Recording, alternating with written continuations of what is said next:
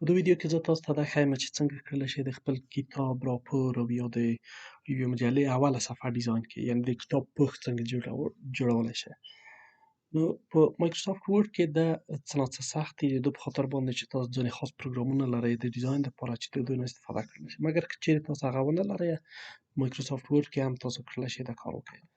رابشئ په اول قدم کې به تاسو د انسرټ منیو ته راشئ. انسرټ منیو ته چې راغلئ، په دې ځای کې دلته تاسو د انسرټ منیو لاندې کور لیدلی شئ. په انګلیسي کې د اولې صفحې ته یا د کور پیج ته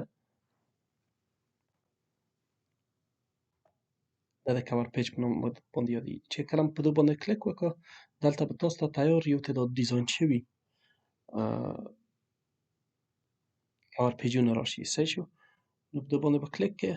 دا د تاسو اوله صفحه شوله. نو په اوله صفحه کې د تاسو دپاره تیار لیکلي دي چې ډاکومنټ ټایټل مثلا تاسو په دې ته ورکړئ چې د افغانستان تاریخ.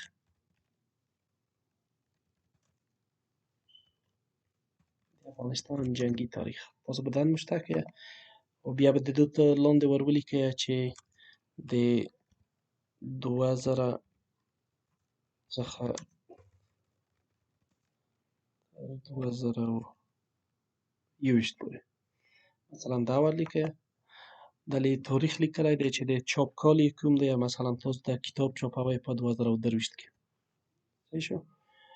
او په دغه ځای کې د مؤلف نوم دی چې د دې په خاطر چې د کمپیوټر د مال په مستقیم شکل په خپله په دې کې رسي. او که چیرې دا د کومې کمپنۍ د خوا د راپور په شکل چاپي، دا به د کمپنۍ نوم ور ولیکئ. که چیرې نه و، دا به مستقیم د ده نه لرې کړئ.